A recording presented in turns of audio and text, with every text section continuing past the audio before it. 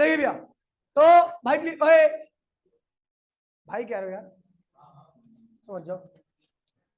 देखिए भैया, शगुन बहन प्लीज ड्रॉप द फोन, और यहाँ पे दीवार पे, इस पे बोर्ड पे देखो। देखिए भैया, बात करते हैं भैया। तो मैंने स्टार्टिंग में आपको बताया था एसी स्टार्ट करने से पहले एसी और डीसी के बीच में डिफरेंस। एसी करंट वो करंट होता है जो लगातार टाइम के साथ जिसकी वैल्यू क्या होती है, वेरी करती रहती है। इसको आप इजीली कन्वर्ट कर सकते हो higher to lower, lower to higher by using transformer. ठीक है भैया। और यहाँ इस केस में पावर का लॉस क्या होता है, काफी कम होता है। कुछ इंपोर्टेंट पॉइंट्स है जो एसी के बारे में आपको पता नहीं चाहिए। और इसकी इन्वेंशन किसने की थी, निकोलस टेस्ला ने की थी। डीसी के बारे में बात करूं तो इसकी करंट की वैल्यू कभी नहीं बदलती, एक जैसी ही बनी रहती है। इसको आप ट्रांसफार्मर के थ्रू कन्वर्ट नहीं कर सकते हायर से लोअर और लोअर टू हायर। इस केस में पावर का लॉस आप रेगुलेट नहीं कर सकते। ठीक है भैया। और इसका इन्वेंटर कौन थे भैया, थॉमस एल्वा एडिसन। ठीक है। फिर बात करते हैं भैया, इसमें सबसे पहला टॉपिक जो आपके चैप्टर में है वो है भैया एवरेज वैल्यू ऑफ करंट। तो एवरेज वैल्यू ऑफ करंट के लिए आपको पता है करंट जो था, एसी करंट हर जगह पे फ्लक्चुएट करता है। इसकी वैल्यू वेरिएबल होती है, कहीं पर ज्यादा कहीं पे कम, है ना। तो भैया हमने क्या किया भैया कि हाफ साइकिल में कुल चार्ज का ट्रांसफर निकाल दिया। क्या निकाल लिया, हाफ साइकिल में कुल चार्ज का ट्रांसफर अपॉन में टाइम। कितना टाइम, हाफ साइकिल का टाइम। तो ये क्या होगा भैया, एवरेज वैल्यू ऑफ करंट। अब बोलोगे एवरेज ये कैसे देगा, ये टोटल चार्ज है। क्या है भैया, टोटल चार्ज। अगर आपको एवरेज स्पीड का फॉर्मूला पता है तो एवरेज स्पीड का फॉर्मूला क्या होता है सगुन, एवरेज स्पीड क्या होती है। अगर तू ये नहीं बता पाया ना तो साले जाके ना चम्मच में पानी भरिए, उसमें नाक रड़ के मर जाइए। नहीं मालूम है ना। एवरेज स्पीड का फॉर्मूला एक प्रेम बता देगा। क्या होता है प्रेम, टोटल डिस्टेंस अपॉन में टोटल टाइम। देख ले, सीख इससे कुछ। एक्स अपॉन में टी, ये टोटल डिस्टेंस अपॉन में टोटल, तो क्या आ गया, एवरेज स्पीड आ गई। अगर टोटल चार्ज अपॉन में टोटल टाइम कर देंगे तो क्या होगा, एवरेज करंट आ जाएगा। तो हमने क्या किया, हाफ साइकिल का करंट, हाफ साइकिल का चार्ज का ट्रांसफर लिया एसी के थ्रू, और उसको उसके टाइम से हाफ साइकिल से डिवाइड कर दिया। जो करंट की वैल्यू आई थी वो आई थी आपकी 2I0 अपॉन में पाई। ये तो करंट की एवरेज वैल्यू थी। क्या थी भैया, करंट की एवरेज वैल्यू। और ईएमएफ की एवरेज वैल्यू बिल्कुल हमने सेम निकाला। यहां से रेजिस्टेंस से दोनों साइड में मल्टीप्लाई कर दिया। दोनों साइड में जब रेजिस्टेंस से मल्टीप्लाई कर दोगे तो करंट इंटू में सॉरी रेजिस्टेंस इंटू में एवरेज करंट, तो क्या आएगा भैया, एवरेज ईएमएफ। और इधर जब आपने रेजिस्टेंस से मल्टीप्लाई कर दिया तो 2 इंटू में I0 इंटू में आर क्या होगा, E0 अपॉन में पाई। तो भैया average value of alternating current और ये एवरेज वैल्यू ऑफ ईएमएफ आएगा। ठीक है, याद है। उसके बाद फिर मैंने हर सर्किट को सर्किट एलिमेंट पढ़े थे। सर्किट एलिमेंट क्या होता है भैया, जिनसे आपका सर्किट मिलकर बना होता है। सबसे बेसिक एलिमेंट है रेजिस्टेंस। रेजिस्टेंस की बात की तो रेजिस्टेंस का ऐसा बनता सर्किट डायग्राम आपको बताया होगा मैंने। इसमें जो करंट था वो था I कोस्ट में I0 sine omega T, sorry हाँ I0 sine omega T. I0 की वैल्यू क्या थी, E0 अपॉन में R। और ईएमएफ क्या था, E0 साइन ओमेगा टी। मैंने बोला था भैया दोनों के साथ साइन ओमेगा टी है, इसलिए दोनों का फेस क्या होगा भैया, सेम होगा। दोनों का फेस क्या होगा, सेम होगा। फेज डिफरेंस क्या होगा, जीरो होगा। इनका वेव डायग्राम, फेजर डायग्राम सब एक ही साथ चलेगा, है ना। और मैंने बताया था इसका जो अपोजिशन होता है, अपोजिशन इन रेजिस्टेंस, अपोजिशन क्या होगा भैया, खुद रेजिस्टेंस होता है। ठीक भैया। उसके बाद फिर मैंने बताया था भैया दूसरा एलिमेंट का सर्किट बताया था इंडक्टिव सर्किट। क्या बताया था भैया, और इंडक्टिव सर्किट का सर्किट डायग्राम आपका ये होता है। ठीक भैया। और इसकी जो अपोजिशन होती है वो एक्सएल होती है, that is the L omega. यानी इसकी जो एक्सएल है वो फ्रीक्वेंसी के साथ, करंट की फ्रीक्वेंसी के साथ क्या करता है, वेरी करता है। और इसमें जो मैंने आपको डायग्राम बनाया था एक्सएल और ओमेगा बीच में, वो कुछ इस तरीके का बना था, स्ट्रेट लाइन, क्योंकि ओमेगा के डायरेक्टली है। ठीक है भैया। और उसके बाद मैंने बताया था इसका अपोजिशन तो ये हो गया, इसके अंदर जो करंट होता है वो उसके साथ क्या लगा होता है, माइनस कॉस ओमेगा टी। क्या लगा होता है भैया, और इसकी E0 अपॉन में क्या था, L omega minus cos omega T. और ईएमएफ के साथ क्या था, E0 साइन ओमेगा टी। तो भैया आपको बता दूं साइन आगे होता है और माइनस कॉस ओमेगा टी क्या होता है, पीछे होता है। कितना, 90 डिग्री। कितना, तो इसलिए इसके इसमें करंट आपका लैग करता है और ईएमएफ क्या होता है भैया, लीड करता है आपका। ठीक है। फिर उसके बाद मैंने बात की थी, अच्छा अपोजिशन क्या होता है, तो ये रहा। ठीक है। उसके बाद कहती मैंने कैपेसिटिव सर्किट की, किसकी, कैपेसिटिव सर्किट की। तो कैपेसिटिव सर्किट का कैपेसिटिव डायग्राम क्या होगा भैया, ये होगा। ये होगा भैया आपका ईएमएफ।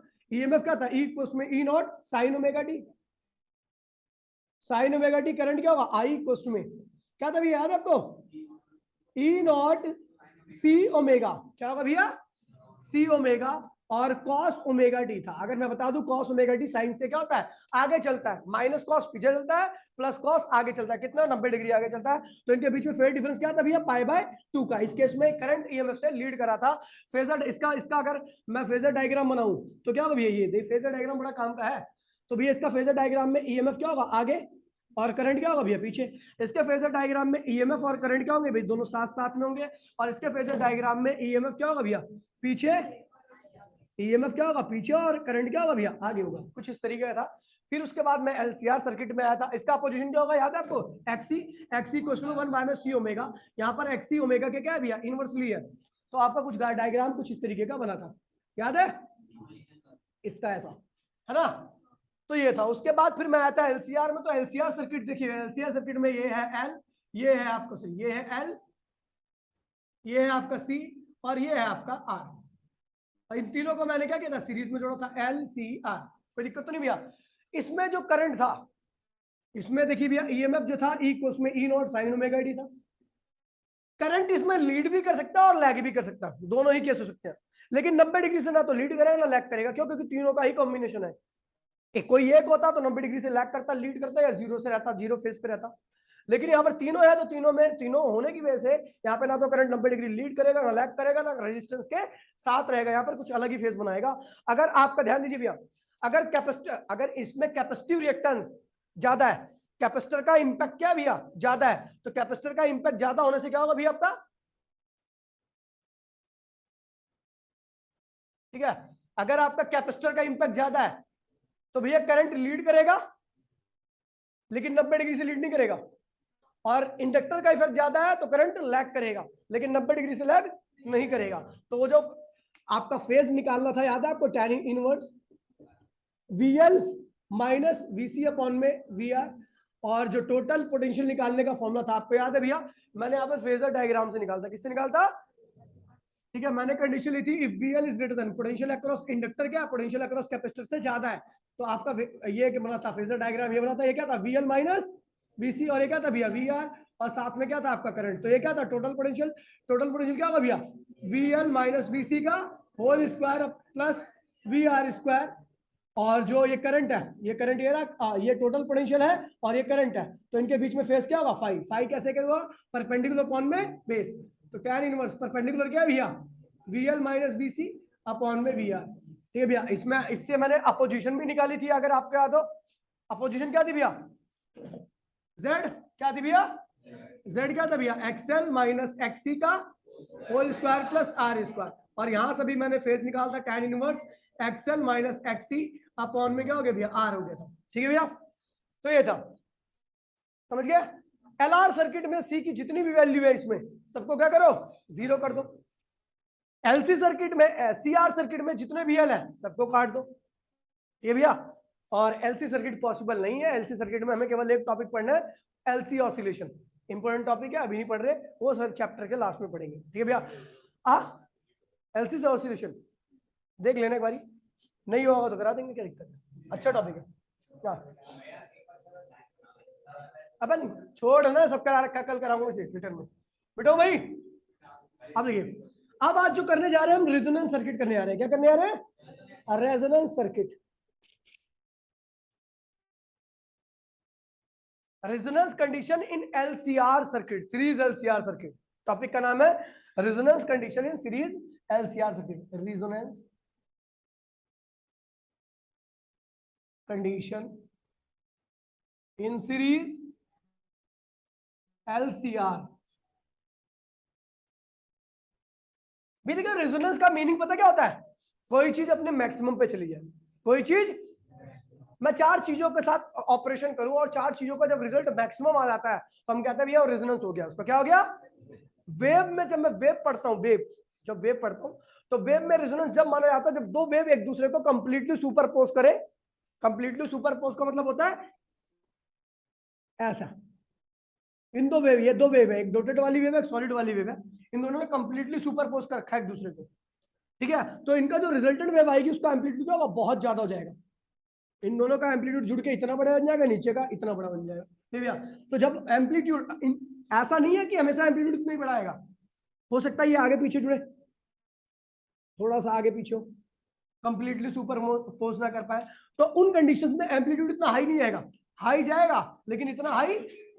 तो भैया 2 क्वांटिटी का, 3 क्वांटिटी का या 10 क्वांटिटी का रिजल्ट जब सबसे ज्यादा आता है तो उसी कंडीशन को हम क्या कहते हैं भैया, रेजोनेंस कंडीशन कहते हैं। अब हम सर्किट की बात कर रहे हैं, तो सर्किट में रेजोनेंस क्या होगा, तो सर्किट में रेजोनेंस जब होगा जब करंट की वैल्यू क्या होगी, मैक्सिमम होगी। क्या होगी भैया, और आपको पता होना चाहिए सर्किट में अगर करंट मैक्सिमम है तो इसका सीधा मीनिंग जाता है कि उसका अपोजिशन क्या है, मिनिमम है। करंट को मैक्सिमम करने के लिए आपको उसके अपोजिशन को क्या करना पड़ेगा, मिनिमम करना पड़ेगा।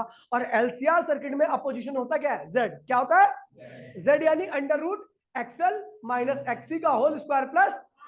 अगर इसको कम कर दिया जाए तो सर्किट में करंट क्या होगा, मैक्सिमम हो जाएगा। और उसी मैक्सिमम सिचुएशन को, मैक्सिमम करंट की कंडीशन जब आती है तो उसी को हम क्या कहते हैं भैया, रेजोनेंस सर्किट कहते हैं। क्या कहते हैं भैया, तो भैया चलो देखते हैं भैया, अभी डेफिनेशन नहीं लिखना आपको, देखिए रेजोनेंस कंडीशन क्या है भैया, the condition in which current क्या हो जाए भैया, मैक्सिमम, और अपोजिशन यानी जेड क्या हो जाए भैया, मिनिमम। करंट सारी कंडीशन में, जितने भी कंडीशन पॉसिबल है उनमें सबसे क्या हो जाए भैया, मैक्सिमम। और सारी कंडीशन में जितने भी जेड आपका कम हो सकता है उनमें भी क्या मिले, सबसे कम मिले, तो इस कंडीशन को हम क्या कहते हैं भैया, रेजोनेंस कंडीशन। ठीक है भैया। अच्छा देखिए ये कंडीशन आप ध्यान रखना कि रेजोनेंस कंडीशन में करंट हमेशा क्या होता है भैया, सबसे ज्यादा होता है, और इंपीडेंस यानी अपोजिशन क्या होता है, सबसे कम होती है। अब देखिए भैया, वी नो करंट क्या होता है, current in LCR potential upon में इंपीडेंस। तो पोटेंशियल क्या होता है भैया, ई, और इंपीडेंस क्या होता है, एक्सएल माइनस एक्सी का whole square plus R square. कोई दिक्कत नहीं भैया। अब देखिए भैया, मैं जब भी बात करूंगा रेजोनेंस कंडीशन में, या जब भी यहां पर बात करूंगा, तो यहां पर आपको ध्यान रखना according to ohm's law, according to ohm's law, ohm's law आपका आर क्या होगा, कांस्टेंट होगा। ओम्स लो में आप हमेशा रेजिस्टेंस को क्या करके चलते हो, कांस्टेंट करके चलते हो, यानी आप रेजिस्टेंस के साथ छेड़छाड़ नहीं कर सकते।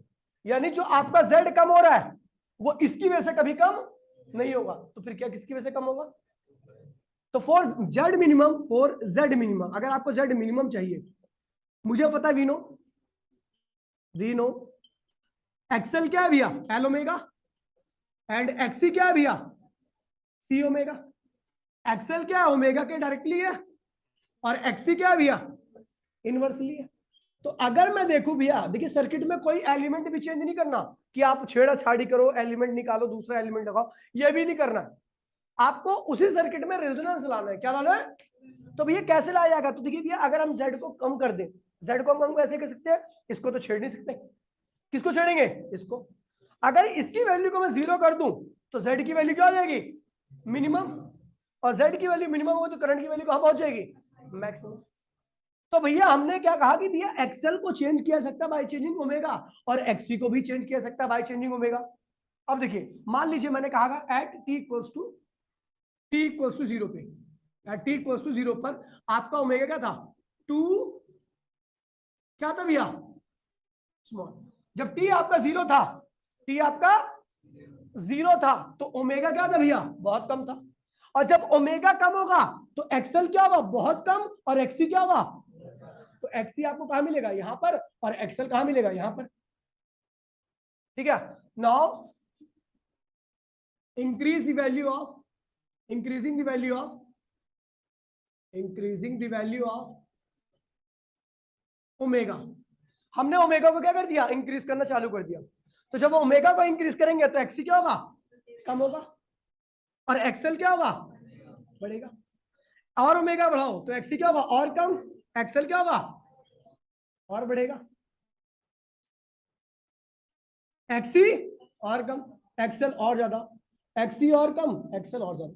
एक ऐसी सिचुएशन आती है जिसमें क्या होता है भैया, दोनों बराबर हो जाते हैं, एक ही लाइन पे आते हैं। यहां पर क्या होगा, एक्सएल इक्वल्स में क्या होगा, तो भैया जैसे ही हमने ये कंडीशन देखी जिसमें एक्सएल एक्सी क्या हो जाए, बराबर हो जाए, तो इसकी वैल्यू क्या होगी, 0 हो जाएगी। और इसकी वैल्यू जैसी 0 हो जाएगी तो जेड की वैल्यू क्या होगी, मिनिमम, और करंट कहां पहुंच जाएगा, इसी कंडीशन को हम क्या कहते हैं, रेजोनेंस कंडीशन। क्या कहते हैं इसे भैया, तो हमने क्या किया, for Z minimum, for Z minimum क्या होना चाहिए भैया, for I maximum Z minimum चाहिए। तो जेड मिनिमम के लिए क्या चाहिए, इफ एक्सएल माइनस एक्सी का होल स्क्वायर अगर 0 हो जाए तो z की वैल्यू क्या होगी भैया, मिनिमम हो जाएगी। क्या होगी भैया, और करंट की वैल्यू कहाँ पहुंच जाएगी, मैक्सिमम। ठीक है भैया, तो एक्सएल माइनस एक्सी यहां से भी लिख लीजिए। एक्सएल बराबर में एक्सी, तो एक्सएल क्या है भैया, एल ओमेगा। एक्सी क्या है भैया, 1 बाय में सी ओमेगा। तो यहां से आप देखोगे ओमेगा इधर ले आओ तो ओमेगा स्क्वायर हो जाएगा, और एल को इधर ले आओगे तो 1 बाय में एल सी हो जाएगा। ठीक है, तो ओमेगा इक्वल्स में 1 बाय में अंडर रूट एल सी, और अगर आप इसको लिखोगे तो 2 पाई एफ हो गया। ओमेगा क्या होता है, 2 पाई 1 बाय में अंडर रूट एल सी, तो एफ क्या हो जाएगा भैया, 1 बाय में 2 pi under root L upon में सी।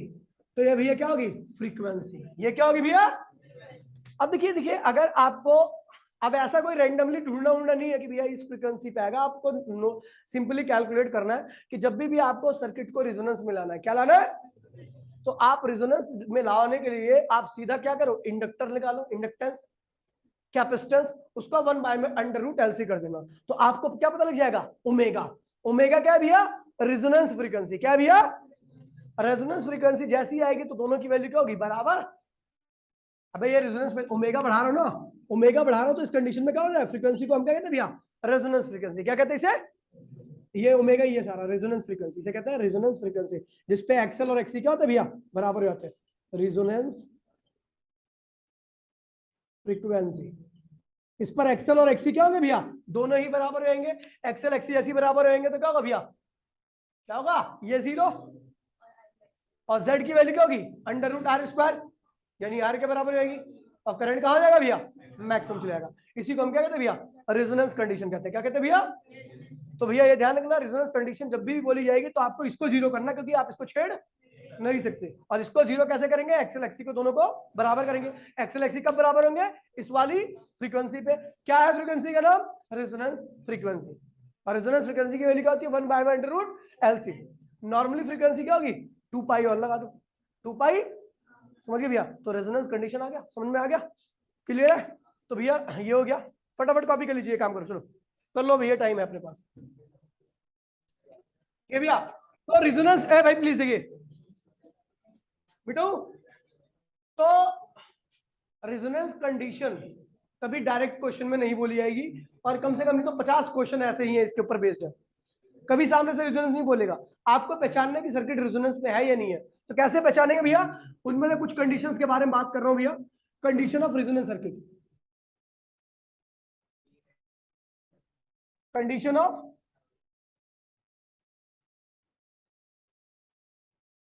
सर्किट। सर्किट आपका रेजोनेंस में रहेगा तो ये सारी चीजें होंगी। पहला क्या होगा भैया, जेड मिनिमम। क्या होगा भैया, या जेड की वैल्यू किसके बराबर होगी, आर के। क्योंकि आपको तो रेजोनेंस में एक्सएल एक्सी दोनों क्या होते हैं, बराबर। एक्सएल एक्सी बराबर हो गया तो वो 0 हो गया, तो जेड क्या होगा, under root R square. Under root R क्या होता है, आर ही तो होता है, तो जेड की वैल्यू क्या होगी, आर के बराबर। दूसरा करंट क्या होगा भैया, मैक्सिमम। क्या होगा भैया, मैक्सिमम। या लिख सकते हो करंट इक्वल्स टू में ई अपॉन में आर हो जाएगा, ई अपॉन में। तीसरा अपोजिशन इन करंट क्या रहेगी भैया, केवल अपोजिशन इन करंट, क्योंकि आपको पता है रेजोनेंस में एक्सएल एक्सी का कोई अपोजिशन नहीं होता, केवल किसका अपोजिशन होता है, रेजिस्टेंस। अपोजिशन इन करंट क्या होगा, केवल रेजिस्टेंस। ठीक है भैया, समझ गया। अगला चौथा, एक्सएल एक्सी के क्या होगा भैया, बराबर। या आप नॉर्मली कहते हो वीएल इक्वल्स टू में वीसी।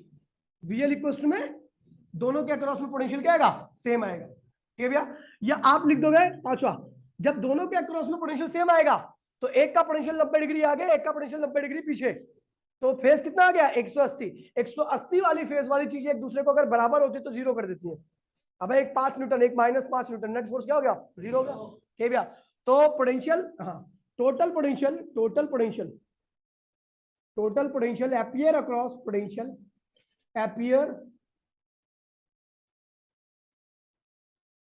एपियर अक्रॉस किसके, रेजिस्टेंस पे। किसके आएगा भैया, रेजिस्टेंस पे आएगा टोटल पोटेंशियल, रेजिस्टेंस। ठीक है भैया, तो ये कंडीशन आपको ध्यान रखनी है। ये सारी कंडीशन किसकी है, रेजोनेंस की है। क्या है भैया, रेजोनेंस। ठीक है भैया, जब भी रेजोनेंस बोला जाएगा, नहीं बोलेगा तो अगर इनमें से कुछ भी होगा तो आप समझ जाना भैया क्या है, रेजोनेंस ही है। ठीक है, 1 मिनट के अंदर कॉपी करो।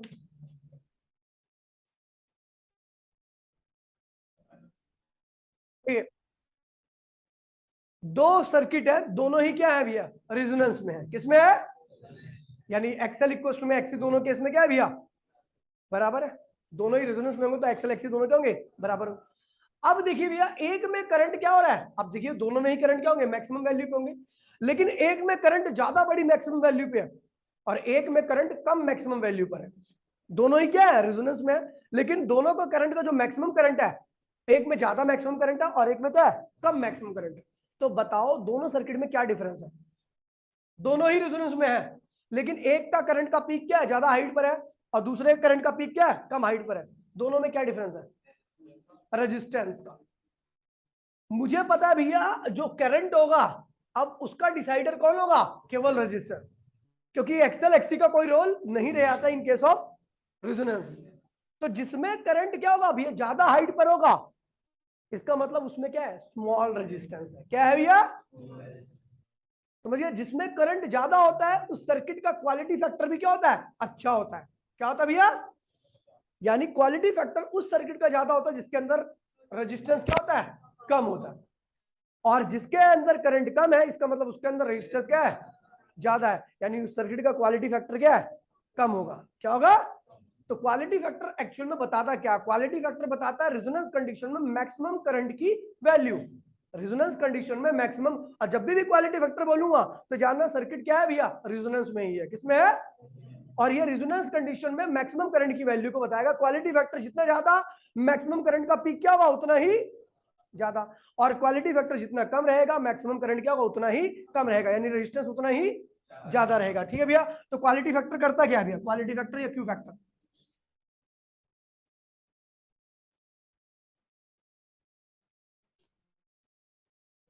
Q factor. ठीक है भैया, ये क्वालिटी फैक्टर कहते हैं इसे नॉर्मली। ठीक है भैया, क्या होता है भैया, देखिए भैया क्वालिटी फैक्टर के बारे में देखिए, it indicates the value of, it indicates the value of peak current, it indicates the value of peak current, it indicates the value of peak current in case of a resonance condition, in case of resonance condition। कह रहा है resonance condition में peak current की value को क्या करता है भैया, इंडिकेट करता है। लिखिए, if q factor large, if the value of q factor is large, if the value of q factor is large, then the peak is high, then the peak is high, and vice versa, and vice versa।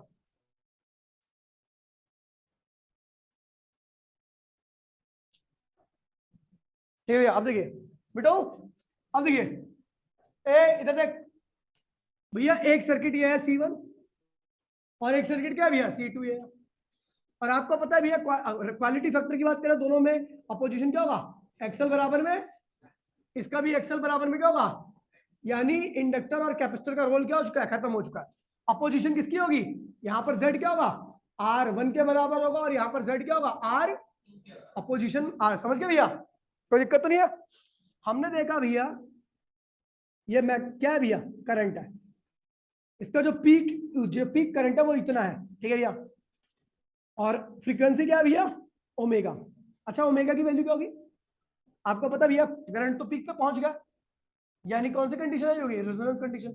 तो omega क्या होगा, 1/√LC। ठीक है भैया, ये omega. दूसरे circuit के अंदर देखते हैं, तो भैया इसका करंट ये रहा, ओमेगा ये रहा, इसका पीक क्या हुआ, इतना ही क्या, इसका पीक। तो ये पीक कहाँ पे मिलता है आपको, रेजोनेंस पे, √LC पे। हाँ, तो भैया एक बात बताओ, इसका करंट का पीक ज्यादा हाई है, इसकी शार्पनेस क्या होगी, ज्यादा होगी। इसका शार्पनेस मतलब ये शार्प, ये पॉइंट जो होता है ना, हाइट, जिस माउंटेन की हाइट ज्यादा होती है तो उसको माउंटेन का पीक क्या होता है, ज्यादा शार्प होता है। ठीक है भैया, तो आप देख रहे हो भैया कि बताओ किस कंडीशन में रेजिस्टेंस ज्यादा होगा, किसका रेजिस्टेंस ज्यादा होगा, इसका या इसका, दूसरे वाले का।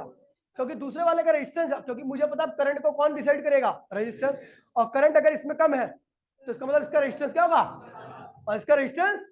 तो यहां पर hair peak of first condition is greater than peak of second condition. So resistance in second condition is greater than resistance in first condition. अब देखिए भैया सुन लीजिए, रुक जाओ भाई, रुक जाओ। तो क्वालिटी फैक्टर क्या कर रहा है भैया, जो क्वालिटी फैक्टर है वो किसके इनवर्सली है, रेजिस्टेंस के। वो रेजिस्टेंस जितना ज्यादा होगा करंट का पीक उतना ही क्या होगा, कम होगा। सर्किट का क्वालिटी फैक्टर उतना ही क्या होगा, कम होगा। रेजिस्टेंस जितना ज्यादा होगा करंट का पीक उतना ही ज्यादा होगा। रेजिस्टेंस जितना कम होगा, मैंने क्या बोला, ज्यादा बोला। रेजिस्टेंस जितना कम होगा सर्किट में करंट पीक का पीक क्या होगा, उतना ही, उस सर्किट का क्वालिटी फैक्टर क्या होगा, उतना ही ज्यादा होगा। तो यानी क्वालिटी फैक्टर रेजिस्टेंस के क्या है, इनवर्सली क्या है। अब देखिए, खैर मैं रेजिस्टेंस नहीं लिखूंगा, मैं लिखूंगा यहाँ पर पोटेंशियल, क्योंकि आपको बता दूं भैया पोटेंशियल किसी के अक्रॉस में जो होता है वो उसकी अपोजिशन पे डिपेंड करता है। किस पे, अपोजिशन पे। तो भैया अगर रेजिस्टेंस ज्यादा होगा, रेजिस्टेंस का अपोजिशन क्या होगा, ज्यादा होगा, तो उसके अक्रॉस में पोटेंशियल भी क्या आएगा, ज्यादा। और अगर रेजिस्टेंस, जाहिर सी बात है भैया पोटेंशियल, अगर देखिए दोबारा मैं बोल रहा हूँ, यहाँ पर लिख देता हूँ भैया, चलो नोट में ध्यान रखना कि opposition is directly equal to potential. Current क्या होना चाहिए भैया, कांस्टेंट। करंट क्या होना चाहिए भैया, अगर आप करंट को कांस्टेंट कर रहे हो तो जो अपोजिशन होगी वो पोटेंशियल क्या होगी। ये मैंने खुद से लिख दिया रिलेशन ताकि आपको समझ में आ जाए, ठीक भैया, ताकि आपको समझ में आ जाए। कांस्टेंट करंट करके अगर आप पोटेंशियल बढ़ा रहे हो तो इसका मतलब अपोजिशन भी क्या हो रही है, बढ़ रही है। वैसे ऐसा नहीं होता, मैं आपको याद करने के लिए बता रहा हूँ, जस्ट इसे लिखना मत, साइड में लिख देना ऐसे, आपको बस समझाने के लिए बता रहा हूँ। अच्छा एक बात बताओ, मैंने बोला रेजिस्टेंस ज्यादा है, अच्छा पोटेंशियल ज्यादा किसके अक्रॉस में आता है बताइए, जिसका अपोजिशन क्या होता है, ज्यादा होता है। दो रेजिस्टेंस लगे हुए हैं, एक रेजिस्टेंस R1 है, दूसरा रेजिस्टेंस क्या है, R2 है। R1 का अपोजिशन क्या है, ज्यादा है, और R2 का अपोजिशन क्या है भैया, कम है। तो जिसका अपोजिशन ज्यादा होगा उसके ऊपर पोटेंशियल भी क्या आएगा, ज्यादा आएगा। जिसका अपोजिशन कम होगा उसके ऊपर पोटेंशियल क्या आएगा, कम आएगा। तो मैंने बोला भैया कि अगर रेजिस्टेंस के ऊपर पोटेंशियल कम है तो इसका मतलब रेजिस्टेंस खुद क्या होगा, कम होगा। अगर रेजिस्टेंस में पोटेंशियल कम है, इसका मतलब रेजिस्टेंस में पोटेंशियल कम है, तो इसका मतलब उसका पोजीशन भी क्या होगा, और करंट का पीक क्या होगा। और रेजिस्टेंस में पोटेंशियल ज्यादा है तो इसका मतलब उस अपोजिशन क्या होगा, ज्यादा होगा, करंट क्या होगा, कम होगा। ये है, यानी पोटेंशियल जितना ज्यादा आएगा, पोटेंशियल का इनवर्सली है, रेजिस्टेंस में पोटेंशियल जितना ज्यादा उसका रेजिस्टेंस उतना ज्यादा सर्किट का, और उस सर्किट में करंट का पीक क्या होगा, उतना कम रहेगा, यानी क्वालिटी फैक्टर भी उतना ही कम रहेगा। और रेजिस्टेंस पर पोटेंशियल जितना कम रहेगा रेजिस्टेंस का अपोजिशन उतना कम रहेगा, करंट का पीक क्या होगा, उतना ही ज्यादा रहेगा, और क्वालिटी फैक्टर क्या रहेगा, उतना ही। तो ये ध्यान रखना कि दूसरा नोट नंबर फर्स्ट ये है, नोट नंबर सेकंड ये है कि क्वालिटी फैक्टर हमेशा किस पे डिपेंड करता है भैया, करंट पे। करंट अगर ज्यादा आ रहा है तो क्वालिटी फैक्टर क्या है भैया, दूसरा। क्वालिटी फैक्टर एक और टर्म पे डिपेंड करता है, वो है पोटेंशियल अक्रॉस इंडक्टर और पोटेंशियल अक्रॉस कैपेसिटर। अच्छा और क्यों लगाया मैंने, कोई जानता है? क्योंकि हम किस कंडीशन में निकाल रहे हैं इसको, रेजोनेंस कंडीशन में। क्या निकाल रहे हैं, और रेजोनेंस कंडीशन में पोटेंशियल चाहे इंडक्टर हो चाहे कैपेसिटर हो, दोनों पे क्या होता है, सेम होता है। इसलिए मैंने क्या लगाया। अब ये डायरेक्टली क्यों हुआ, सुन लीजिए, अब ये डायरेक्टली क्यों हुआ, तो मेरी बात ध्यान सुनिए भैया, डायरेक्टली इसलिए हुआ है भाई, प्लीज। क्या हुआ, ये डायरेक्टली इसलिए हुआ क्योंकि आपको पता है भैया कि अगर इंडक्टर और कैपेसिटर के अक्रॉस में ज्यादा पोटेंशियल आ रहा है तो इसका मतलब रेजिस्टेंस पे उतना ही कम आएगा। मेरी बात सुनिए, तीनों किस में लगे होते हैं, सीरीज में, तीनों सीरीज में लगे हुए हैं। अगर इन दोनों के ऊपर ज्यादा पोटेंशियल आया है तो जाहिर सी बात है रेजिस्टेंस पे क्या होगा, उतना ही कम पोटेंशियल होगा, और रेजिस्टेंस पे जितना कम पोटेंशियल होगा उसका अपोजिशन भी क्या होगा, उतना ही, और जिसका अपोजिशन जितना कम होगा उसका रेजिस्टेंस करंट क्या होगा, उतना ही, क्वालिटी फैक्टर क्या होगा। यानी पोटेंशियल अक्रॉस इंडक्टर और पोटेंशियल अक्रॉस कैपेसिटर पे ज्यादा पोटेंशियल आने से क्या होता है भैया, रेजिस्टेंस क्या होता है, कम हो जाता है, करंट बढ़ जाता है, क्वालिटी फैक्टर बढ़ जाता है। इसलिए मैंने क्या किया, डायरेक्टली लिखा है, इन दोनों को कंबाइन किया और प्रोपोर्शनैलिटी कांस्टेंट 1 लगा दिया, तो क्या होगा, VL अपॉन में VC, VL अपॉन में VR, सॉरी VL अपॉन में VR। तो VL क्या है भैया, XL I, और VR क्या है भैया, आर आई, आई से आई क्या हुआ, कैंसिल हो गया, तो क्यू इक्वल्स में क्या हुआ, एल ओमेगा, और ये क्या हुआ आर, एक्सएल क्या होता है, एल ओमेगा होता है ना, तो भैया हमने क्या लिख दिया, और ओमेगा क्या है भैया, 1 बाय में under root L C, resonance condition ना, तो ये जाएगा भैया, एल को क्या लिख दिया, under root L, under root L, R को आर ही रहने दिया, ओमेगा को क्या लिख दिया, under root L under root C, under root L C को आप ये लिख सकते हो, तो ये और ये क्या हुआ, कैंसिल हो गया, तो आपका जो क्वालिटी फैक्टर आ रहा है वो क्या आएगा, 1 बाय में R under root L upon में C, that is the quality factor of resonant circuit. जिसका रेजिस्टेंस जितना कम उसको क्वालिटी फैक्टर, उसमें करंट का पीक उतना ही, और क्वालिटी फैक्टर हमेशा कैलकुलेट किया जाता है in case of resonance condition, किसमें, तो भैया ये हो गया, कल इसके आगे पढ़ेंगे और डिटेल में, ठीक है भैया। क्वालिटी फैक्टर को लिख लीजिए, नीचे लिखिए, quality factor is defined as the ratio of, quality factor is defined as the ratio of, quality factor is defined as the ratio of, quality factor is defined as the ratio of potential across, potential across inductor और capacitor, potential across inductor और capacitor to the potential across resistor, capacitor to the potential across resistor. ये भैया सुन में आ गया भैया quality factor. तो मैंने जो बताया पहले, क्या बताया भैया मैंने, रेजोनेंस कंडीशन, इसमें करंट क्या होता है, मैक्सिमम जेड क्या होता है, जेड की वैल्यू आर के बराबर, एक्सएल एक्सी के बराबर, वीएल वीसी के, जेड की वैल्यू किसके बराबर होती है, आर के बराबर, समझ गए भैया, ये रेजोनेंस कंडीशन था। क्वालिटी फैक्टर क्या होता है भैया, तो क्वालिटी फैक्टर रेजोनेंस कंडीशन में एक टर्म होती है जो बताती है करंट का पीक कितना जाएगा। क्वालिटी फैक्टर की वैल्यू जितनी ज्यादा करंट का पीक, क्वालिटी फैक्टर की वैल्यू जितनी कम करंट का पीक उतना, सर्किट का रेजिस्टेंस उतना, समझ गए भैया, इस चीज को ध्यान रखना भैया। तो मिलते हैं अगली क्लास में, टाटा बाय बाय, जय हिंद जय भारत।